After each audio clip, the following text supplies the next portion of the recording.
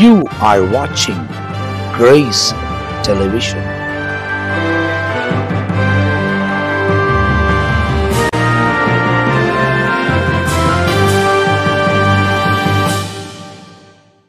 இயேசு கிறிஸ்து நாமத்தில் உங்களுக்கு யாவருக்கும் அன்பின் வாழ்த்துக்கள். இந்த காலை நேரத்தில் ஆண்டவர் தொடர்ந்து நம்மை ஆசீர்வதிப்பார். இந்த காலை நேரத்திலையும் இயேசுவோடு பேசுகின்ற நிகழ்ச்சியில் உங்களை சந்திப்பதில் மிகுந்த மகிழ்ச்சியாக இருக்கிறேன். கர்த்தர் நம்மை ஆசீர்வதித்து பாதுகாத்து பராமரிக்கிற தேவன். அதனால் வேதத்தில் அநேக வாக்குத்தத்த ஆசீர்வாதமான வார்த்தைகள் உண்டு. நம்ம எவ்வளவுதான் வார்த்தைகளை கவனித்து ஆசீர்வதித்தாலும், ஆசீர்வாதமான வார்த்தைகளுக்கு நம்ம இடம் கொடுத்தாலும், நமக்கென்ற ஒரு குறிப்பிட்ட பகுதிகள் ஈர்ப்புக்குள்ளாக இருக்கும். ரொம்ப பிரியமாக நம்ம வாசிப்போம். அதில் தான் ஒரு பகுதி என்னவென்றால், உபாகமத்தின் புத்தகம் 28ஆம் அதிகாரம் 28 உபாகமம்னு சொல்லும்போதே அதில் ஆண்டவர் தம்முடைய ஜனங்களுக்கு என்ன ஆசீர்வாதமான வார்த்தையை வச்சிருக்கிறார், என்ன சாபமான வார்த்தை உண்டுன்னு சொல்லி நமக்கு தெரியும். முதல்ல இருக்கிற 12-14 வசனங்களை கர்த்தர் தம்முடைய ஜனங்களுக்கு ஆசீர்வாதமாகவும், அதற்கு கீழே ஆண்டவருடைய வார்த்தைக்கு கீழ்ப்படியாமல் போனால் என்ன சாபங்கள் விளைவாய் கிடைக்கும்னு சொல்லி இந்த குறிப்பிட்ட பகுதியில் நம்ம வாசிப்போம். அதில் நமக்கு தெரிந்து கொள்ளப்பட்ட காரியம் ஏராளமாக இருக்கிறது. அருமையான தேவச்சனமே. ஆகையினால் இன்றைக்கு இந்த 28ஆம் அதிகாரம் உபாகமத்தின் புத்தகம் 14வது வசனத்தை நம்ம வாசிக்கப்படும் போது ஆண்டவருடைய வார்த்தை எப்படியா சொல்லுது பாருங்கள். இன்று நான் உனக்கு விதைக்கிற உன் தேவனாகிய கர்த்தரின் கட்டளைகளை எல்லாம் கை கொள்ளவும், அவைகளின்படி நடக்கவும் அவைகளுக்கு செவி கொடுத்தால் கர்த்தர் உன்னை வாளாக்காமல் தலையாக்குவார், நீ கீழாகாமல் மேலாகுவாய். என்ன ஒரு வாக்குத்தத்தம் பாருங்கள். இந்த வசனத்தை படிக்கும்போது சிலருக்கு மாதத்தில் முதல் நாள் நாம் அதிகாலையில் திரு சபைகளில் நம்ம ஆராதனை வைப்போம், அப்போது இந்த வார்த்தையை பகிர்ந்திருப்போம். இல்லை வருஷத்தின் முதல் நாளாக இருக்கிற ஜனவரி 1ஆம் தேதியோ இல்லது டிசம்பர் 31ஆம் தேதி இரவோ இந்த வாக்குத்தத்த வார்த்தைகளை கேட்கும்போதோ, வாக்குத்தத்த அட்டைகள் எடுக்கும்போது இந்த வார்த்தை கட்டாயம் ஒரு நபருக்காவது கிரியை செய்திருக்கும், ஒரு நபருடைய வாழ்க்கையிலையாவது அங்கே வாசித்திருப்பாங்க.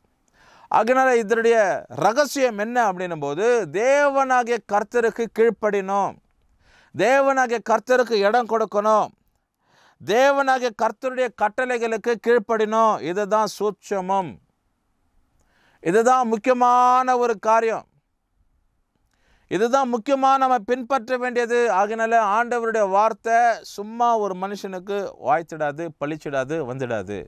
அதனால் ஒரு மனுஷனோட வாழ்க்கையில் ஆண்டுடைய வார்த்தை பழிக்கணும், ஆண்டுடைய வார்த்தை இருக்கணும். அப்படின்றது சமயத்தில் நீங்கள் என்ன செய்யணும்னா, ஆண்டுடைய வார்த்தைக்கு கீழ்ப்படினோம். ஆண்டவர் விதிக்கிற விதிமுறைகளை கட்டளைகளை கை கொள்ளும்போது ஆண்டவர் தம்முடைய ஜனங்களை எல்லாவற்றையும் ஆண்டவர் ஆசீர்வாத முதலாவது அவர் என்ன பண்ண, தம்முடைய ஜனங்களுக்கு செவி கொடுக்கிறார். The Lord hearken his people. ஜனங்கள் என்ன காரியத்தை தேவனுக்கு முன்பதாக வைக்கிறாங்களோ அதை கர்த்தர், அதாவது தேவன் துல்லியமாய் கவனிக்கிறவர். சட்டனம் தாமதிப்பதில்லை. தேவன் அவைகளுக்கு முக்கியமாக இடம் கொடுத்து தம்முடைய ஜனங்களை எப்படி ஆசீர்வதிக்கிறார்னா, இன்றைக்கு ஆண்டுடைய வார்த்தை சொல்லப்பட்டது, கர்த்தர் வாளாக்காமல் தலையை உயர்த்துவார். ஒரு மனுஷனை ஆசீர்வதிப்பது தலை மேலே கை வச்சு தான் ஆசீர்வதிப்போம். அப்படி கர்த்தர் உயர்த்துகிறார். கீழாகாமல் மேலாவாய் வளருகிற ஒரு தோற்றத்தை நீங்கள் பார்ப்பீங்கன்னால், மேலேருந்து யாரும் அப்படி கீழே அப்படி தாழ்வாக போக மாட்டாங்க, கீழே இருந்து தான் மேலே உயர்வாங்க. வளர்ச்சி, க்ரோவிங். ஒரு செடியை எடுத்துக்கொண்டாலும் சரி, இல்லை ஒரு குழந்தை எடுத்துக்கொண்டாலும் சரி, அது மனுஷராக இருக்கட்டும், மனுஷியாக இருக்கட்டும், அது ஜீவஜந்தாக இருக்கட்டும், எதுவாக இருக்கட்டும், அதுக்கு வளர்ச்சி என்பது கீழே இருந்து தான் மேலே. அப்படி தம்முடைய ஜனங்கள் யாரெல்லாம் தேவனுக்கு இடம் கொடுக்குறாங்களோ, நியமனங்களுக்கு இடம் கொடுத்து, தேவனுடைய வார்த்தைக்கு இடம் கொடுத்து, தேவனுடைய சமூகத்தில் கர்த்தரை சார்ந்திருக்கிறாங்களோ, அவங்க வாழ்க்கையில் ஆண்டவர் பாருங்கள் எப்படி ஆண்டவர் நமக்கு ஆசீர்வாதத்தை கொடுக்குறார். அவர்கள் வாளாக்காதபடி தலையாக உயர்த்துவார்கள், கீழாக்காதபடி மேலே உயர்த்துவார். இந்த காலை நேரத்தில் ஆண்டவர் உங்களை கர்த்தர் உயர்த்துகிறவர். உங்கள் வருமானத்தை, உங்கள் வியாபாரத்தை, நீ கைட்டு செய்கிற கையின் காரியத்தை, உன் படிப்பின் காரியத்தை, உன் போக்குவரத்தை ஆண்டவர் உயர்த்துவார். அதில் எந்த ஐயமும் கிடையாது, அதில் எந்த சந்தேகமும் கிடையாது, அதில் எந்த விதத்தில் நீ இடரல் இருக்காது, அதில் பாதிப்பு இருக்காது. கர்த்தரே உனக்கு உயர்வை கொடுக்கிறார்னா எந்த மனுஷன் அதுக்கு விரோதமாக நிற்க முடியும்? கர்த்தரே உன்னை ஆசீர்வதிப்பார்னா no man can stand against the blessing. ஆண்டவரே உன்னை ஆசீர்வதிப்பார்னா யாரும் அதுக்கு தடையாக இருக்கவே முடியாது. அதனால தேவன் தம்முடைய பிள்ளைகளை தலையாக உயர்த்தி அழக பார்க்கிறவர், தலைன் மேலே சிரசின் மேலே கையை வைத்து ஆசீர்வதிக்கிறவர் அவர். தேவன் ஆசீர்வதிச்சார்னா அந்த ஆசீர்வாதம் நிலைத்திருக்கும். It will be everlasting. நித்தியத்திற்கு கடைசி வரைக்கும் அந்த ஆசீர்வாதம் நிலைத்திருக்கும்.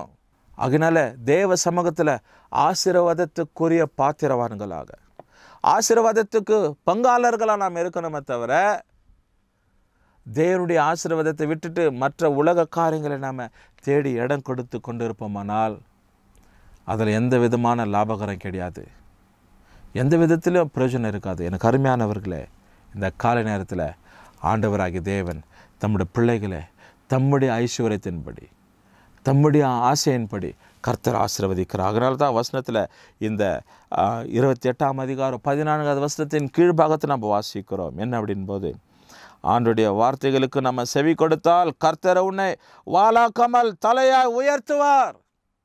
இந்த கால நேரத்தில் நீ உயர்த்தப்பட வேண்டுமா? தேவனுடைய வார்த்தைக்கு இடம் கொடு. நீ உயர்த்தப்பட வேண்டுமா?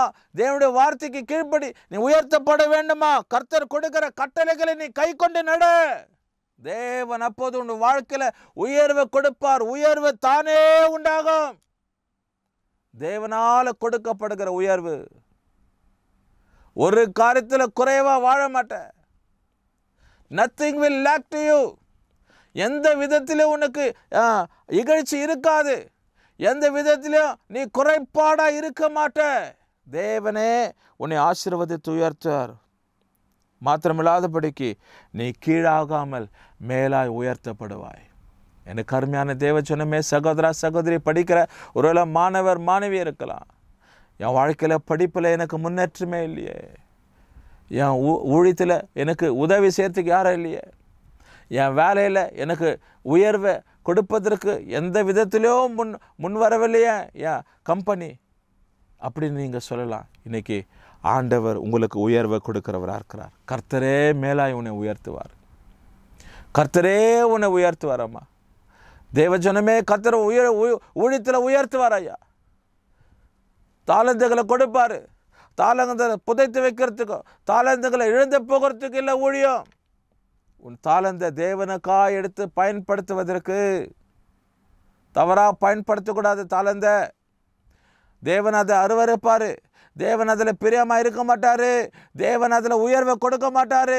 தேவனை உனக்கு அதில் உண்மையாக இருக்க மாட்டார். தேவ ஜனமே, தேவ சமூகத்தில் நீ ஆண்டவருக்கென்று செயல்படுகிற தொண்டாக இருக்கட்டும், பணியாக இருக்கட்டும், அர்ப்பணிப்பாக இருக்கட்டும், கொடுக்கிறதா இருக்கட்டும், நேரத்தை செலவழிக்கிறதா இருக்கட்டும், what ever it may be, தேவன் உங்களை ஆசீர்வதித்து உயர்த்துவார். ஆண்டோடைய வார்த்தையில் போகிற நீ கர்த்தர் உன்னை வாலாக்காமல் தலையாக்குவார், நீ கீழாகாமல் மேலாகவாய். ஜெபம் பண்ணுவோம். நல்ல பிதாவே, 28:14 உபாகமத்தில் கர்த்தர் நீர் எங்களோடு கூட பேசியிருக்க அதற்காக ஸ்தோத்திரம். நீரே உயர்த்துகிறவரையா. உடைய பிள்ளைகள் ஒவ்வொருவரையும் ஆசீர்வதி.